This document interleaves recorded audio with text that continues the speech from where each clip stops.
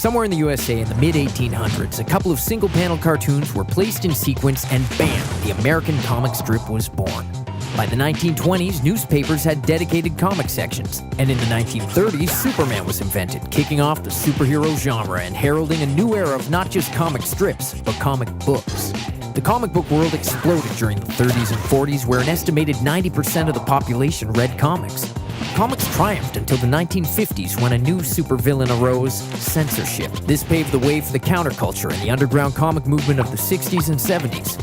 And in the 1990s, Marvel Comics became the first publisher listed on the NYSE. Today, comics are embedded into pop culture, existing in both print and digital, featuring subject matter more widespread than ever.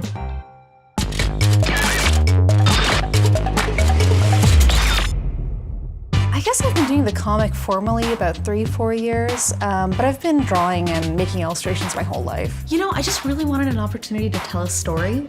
That being said, when I first started it, I had no idea how hard it was going to be. How long does an issue take you to make? Oh my gosh, that's embarrassing. It actually takes me 20-25 hours a page. Most of my issues are about 26 pages. Writing and illustrating your own comic, it's a lot of work. And the fact that Sanya does it all, it's very impressive. Right away, I have to kind of separate the side of myself that's an artist from the side that's a writer. Because if I don't do that, I'm gonna start to write things that are easier to draw. You know, I might avoid a crowd scene or something like that, something that's time consuming. So I put away the artist. I just focus on the writing initially. When the layouts are there, everything looks good, there seems to be a good rhythm between the writing and the drawing, that's when I formally draw up all the different pages. The inking really brings everything to life in a way that I absolutely love, and I do that all by hand.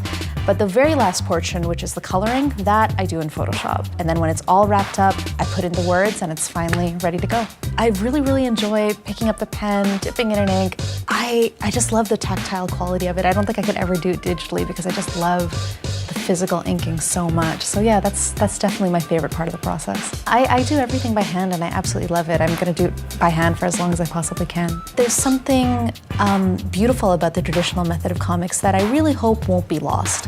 While there is something to be said for efficiency and the really cool work that can be created digitally, I do think that the specific language of comics is something that we don't want to lose either. I do like to work with other people, work on other projects. So most recently, I've done some covers for Archie Comics.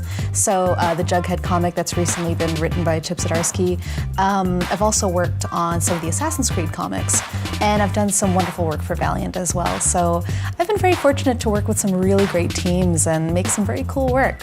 One of the big things I noticed reading 1001, your facial expressions of all your characters, they're amazing. At the end of the day, 1001 is not, you know, your usual superhero flying around kind of book, so I can't rely on action in the same way other creators can. So I have to try to give you as much as I can just through, you know, body language and expression. You really have to know what are the moments that you want to really drive home to your reader, because you have to design sometimes around that.